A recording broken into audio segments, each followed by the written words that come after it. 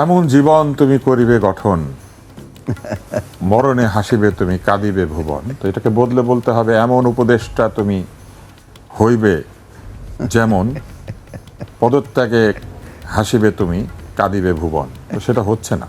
Vote গ্রহণের কি কোনো আশঙ্কার কোনো বিষয় বা ভোটের পরেও কি ধরনের কোনো ঘটনা কি আশঙ্কা করছেন? আমি কয়েকটি বিষয় একটু বলি। তফসিল তো তফসিলের মতোই, তফসিল ঘোষিতই হয় নির্বাচন হওয়ানোর জন্য, কিন্তু যারা এটা ঘোষণা করেছেন তারা মনে করছেন যে নির্বাচনে যারা অংশ নেবেন তারা আচরণবিধি লঙ্ঘন করবে। এবং এই যে এক্সিকিউটিভ ম্যাজিস্ট্রেট নিয়োগ করার সিদ্ধান্ত হয়েছে, এটি কিন্তু মূলত নির্বাচনী আচরণবিধি লঙ্ঘন করা অথবা নির্বাচন সংক্রান্ত যেসব অপরাধ হবে এগুলিকে এক ধরনের নিয়ন্ত্রণ করার জন্য, বিচার আচার করার জন্য তাৎক্ষণিকভাবে এক্সিকিউটিভ ম্যাজিস্ট্রেট তাৎক্ষণিকভাবে বিচার করতে পারেন।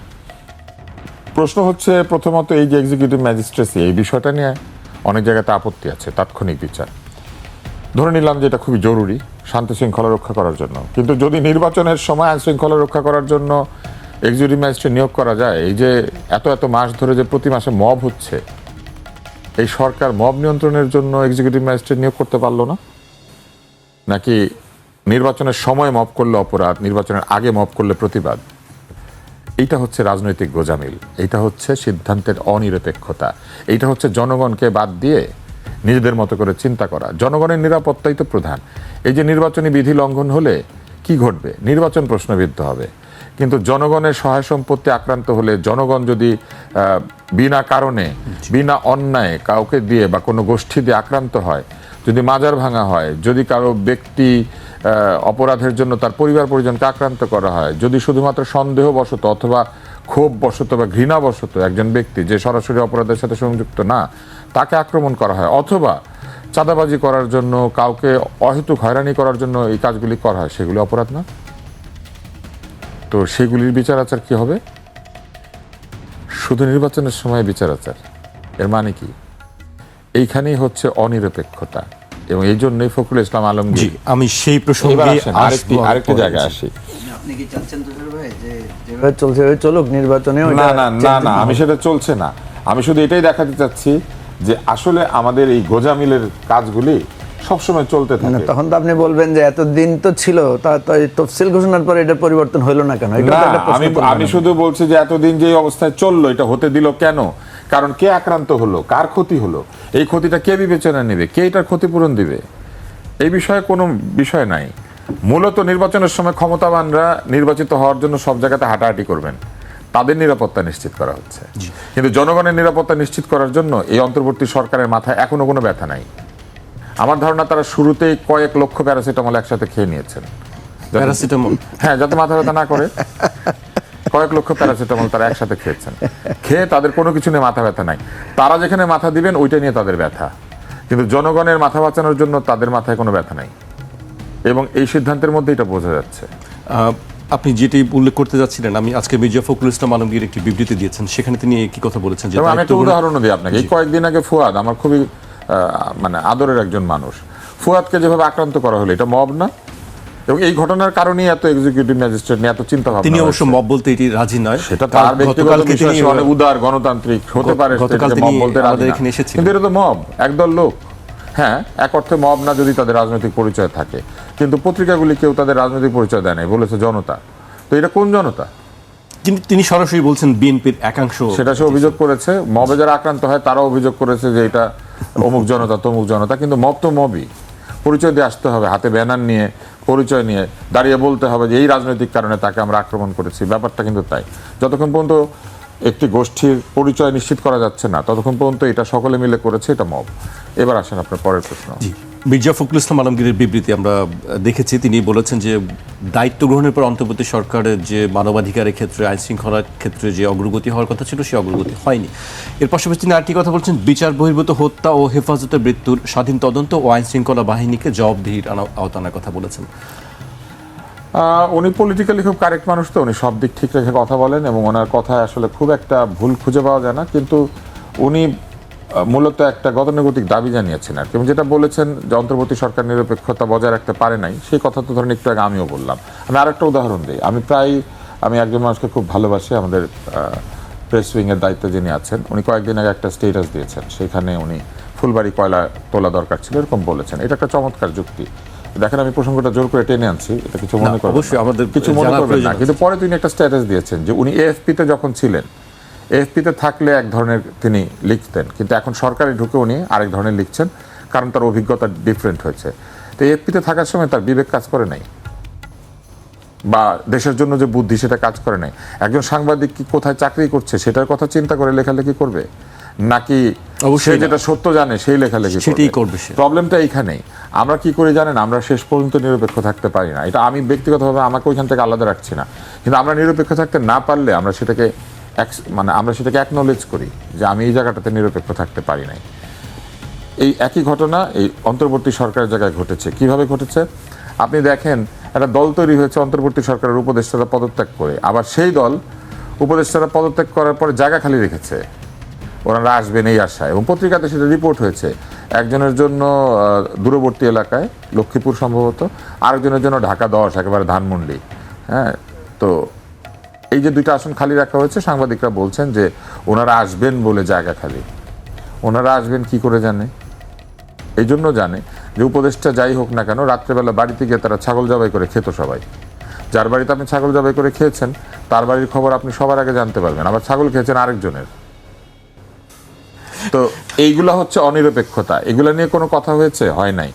এবং এই যে অনিরপেক্ষতার জায়গা এরকম শত শত আছে। ছোট ছোট অনিরপেক্ষতা কি করে জানেন, সবগুলি এক জায়গায় জড়ো করলে বড় হয়ে যায়। আজকের পত্রিকায় খবর আছে স্বাস্থ্য সংস্কার কমিশনের সেটি চেয়ারম্যান। নিয়ে আমি আপনার কাছে জানতে চাচ্ছিলাম, আপনি সবই আগে থেকে জি আচ্ছা, আপনি মঞ্জু ভাইয়ের কাছে এই প্রশ্ন ঠিক আছে, আমি স্বাস্থ্য সংস্কার কমিশন এটা আসেন, তারপর এটি পরের দিকে আসি। আমি আগে নির্বাচন নিয়ে রাজনীতি নিয়ে আলোচনা করি। মঞ্জু ভাইয়ের কাছে আসতেছি। মঞ্জু ভাই, গত রোববারের পর থেকে আপনারা একটি কথা বলছেন যে আসলে যে নির্বাচনের পরিস্থিতি আসলে কি হবে, যেখানে দুজন নির্বাহী ম্যাজিস্ট্রেট নিয়োগ করার কথা বলা হচ্ছে। আইন শৃঙ্খলা পরিস্থিতির যে আইন শৃঙ্খলা বাহিনী ছিল তারাও কিন্তু দায়িত্ব পালন করেছে। যে ঘটনাটি ঘটেছে তাদের সামনেই এই ঘটনাটি ঘটেছে যেটি অভিযোগ করা হয়েছে। তাহলে আইন শৃঙ্খলা বাহিনী কি যথেষ্ট মানে আসলে পরিস্থিতি স্বাভাবিক রাখার জন্য, নাকি আসলে রাজনৈতিক দলগুলোর তাদের সংস্কৃতিটা পরিবর্তন করা জরুরি? হ্যাঁ, ধন্যবাদ। আমি যেটা বলছিলাম যে দেখেন, তফসিল ঘোষণাটা কিন্তু একটা অগ্রগতি আমাদের রাজনৈতিক অঙ্গনের জন্য। কারণ এতদিন কথা ছিল যে ইলেকশন আদৌ হবে কি না, কথা বিএনপি প্রশ্ন তুলেছিল যে এই সরকার ইলেকশন করতে চায় না, তারা লম্বা সময় ধরে থাকতে চায়। তারপরে জুনে না, ডিসেম্বরে না, এপ্রিলে না, এই নানা পথ পরিক্রমায় আমরা কিন্তু এখন একটা ফিক্সড জায়গায় এসে পৌঁছেছি। আমরা একটা নির্ধারিত ডেট পেলাম, আমরা একটা শিডিউল পেলাম। That means election already started. এখন যে কথাটা তুষার ভাই বললেন যে ইলেকশন আসলে উত্তেজনাটা আরও বাড়ে, একটা স্পেশাল সিচুয়েশন তৈরি হয়। কারণ আমরা এখন 5টা নেতা একসাথে কনস্টিটিউয়েন্সিতে মুভ করে, যেটা এতদিন হয় নাই।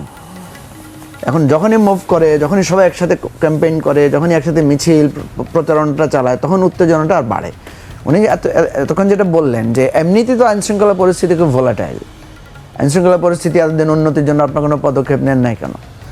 ওনারা বলছেন যে ওনারা পদক্ষেপ নিয়েছেন, এটা আরও খারাপ হওয়ার কথা ছিল, এটা আরও বাজে হওয়ার কথা ছিল। এরকম পরিস্থিতিতে দেশে গৃহযুদ্ধ হয়, দেশে আরও বেশি মানে যেটাকে মব বলা হচ্ছে এটা আরও বেশি হয়।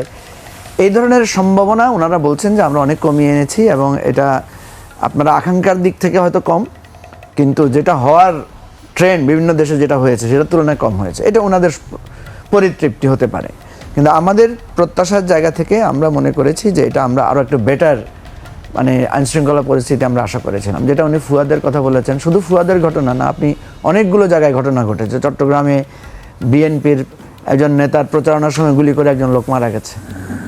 কয়েকদিন আগে ঈশ্বরদীতে গোলাগুলি হয়েছে, সেখানে অস্ত্র ব্যবহার করা হয়েছে। বিএনপি জামাত মানে সরাসরি সংঘাতে ওনারা লিপ্ত হয়েছেন। গতকালকে মিরসরাইতে একটা ছেলে মারা গেছে, মানে বাংলাদেশের, এটা খুবই দুঃখজনক। এটা আমরা এটার নিন্দা ও প্রতিবাদ জানাচ্ছি। ঢাকায় আপনার ঘটনা ঘটছে, বিভিন্ন কলেজে মারামারি হয়েছে, ঢাকা শহরে প্রচুর ঘটনা এরকম ঘটেছে।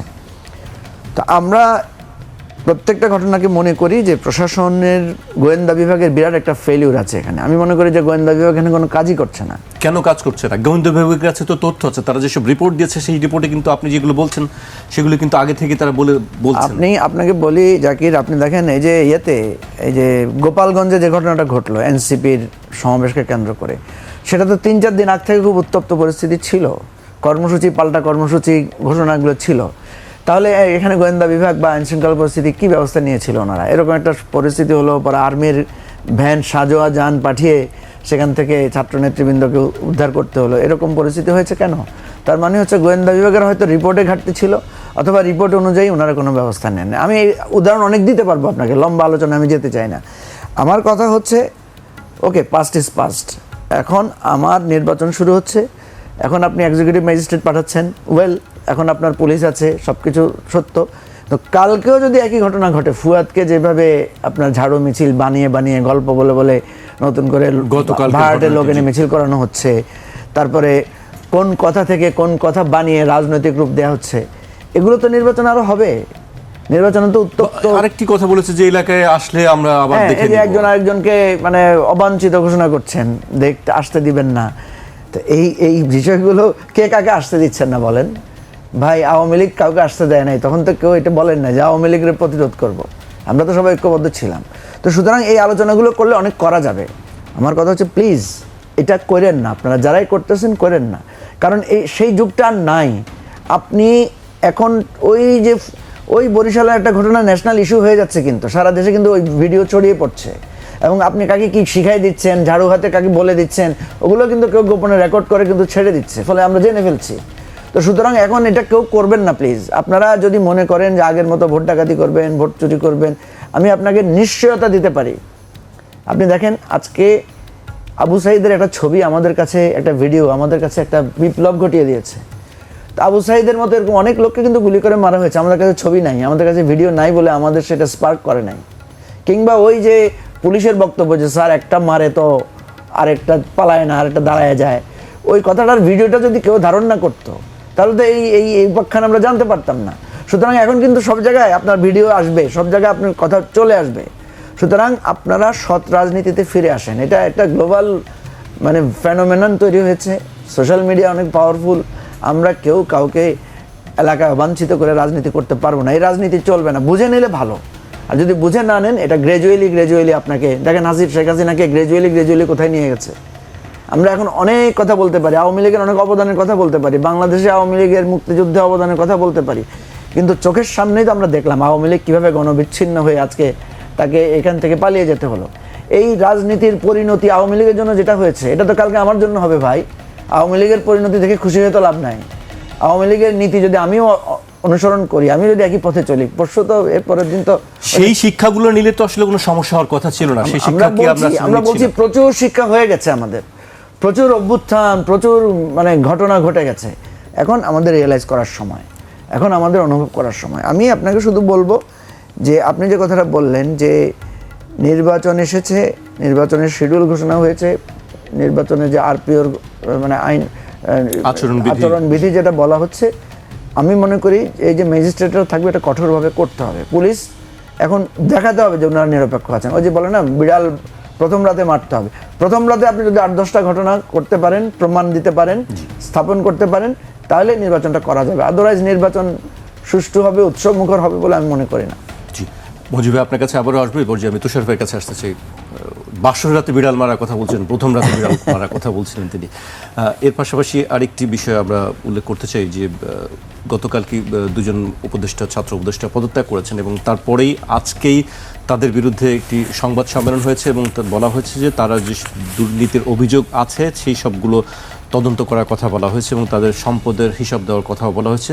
যুব অধিকার পরিষদ নামের একটি সংগঠন আজকে সংবাদ সম্মেলন করেছে। এর বাইরে আরেকটি বিষয় দেখছি আমরা, বাংলাদেশ ক্রিকেট বোর্ডের সামনেও আজকে একদল লোক সেখানে বিক্ষোভ করেছে আসিফ মাহমুদ সজীব ভাইয়ের বিরুদ্ধে। এ বিষয়ে আপনি কি বলতে চান? যেমন জীবন তুমি করিবে গঠন, মরণে হাসিবে তুমি কাঁদিবে ভুবন। তো এটাকে বদলে বলতে হবে এমন উপদেশটা তুমি হইবে যেমন পদত্যাগে হাসিবে তুমি কাঁদিবে ভুবন। তো সেটা হচ্ছে না। এটা না হওয়ার কারণ বিবিধ। একটি হচ্ছে যে গণ অধিকার পরিষদের সাথে কি এই যুব অধিকার পরিষদের কোনো সম্পর্ক আছে? আমার জানা আচ্ছা, নাম তো কাছাকাছি, অঙ্গ সংগঠন, নাম তো কাছাকাছি। অঙ্গ সংগঠন। তার মানে এরা একটা চাপ সৃষ্টি করছে যাতে আসিফ মাহমুদ গণ অধিকার পরিষদে যোগ দিয়ে দেয়, তাহলে আর এরা দুর্নীতি নিয়ে কোনো উচ্চবাচ্য করবে না। এটা এক ধরনের চাপ বলে আমার ধারণা। এটা কতটুকু প্রমাণ ভিত্তিক আমি জানি না, কারণ উচ্চবাচ্য করার দরকার কি, যদি বা বিচার দাবি করার কি আছে, যদি তাদের কাছে সত্যি প্রমাণ থাকে সেই প্রমাণ সহ দুদকে গিয়ে হাজির হোক, তাই না? রাস্তার মধ্যে উৎপাত করার দরকার কি? আমার ধারণা এটা এক ধরনের চাপ, আর কিছু না। আসিফ মাহমুদ কিন্তু বলেছেন যে তিনি সম্পদের হিসাব দিয়ে দিয়েছেন, তাহলে সেই সম্পদের হিসাব বরং মানে এখন তো তত্ত্বাবধায়ক না, অন্তর্বর্তী সরকার করুক, পরীক্ষা করুক, দেখুক, সেটা তো উনি তো ওনার হিসাব দিয়েই দিয়েছেন। তো সেরকম হিসাব কিন্তু আমরা অতীতেও বহু পেয়েছি, কোনো মানুষের গাড়ি নাই, বাড়ি নাই, চাকরি নাই, ব্যবসা নাই, কিচ্ছু নাই, উনি একদম কপর্দক্ষিণ, কিন্তু উনি আবার বিরাট একটা গাড়িতে চড়েন। পরে আমরা জানলাম যে ওনার সব কিছু কোম্পানির নামে, নিজে কিছু কিনে না, কিন্তু কোম্পানিটার মালিক উনি, কোম্পানির নামে সব আছে বলে উনি ক্যাটেগরিক্যালি বলতে পারেন যে আমি তো মালিক না, কোম্পানি মালিক, আর কোম্পানির লোন আছে, অতএব যদি কোনোদিন কোম্পানি বসে যায় তাহলে এগুলো সব নিয়ে যাবে।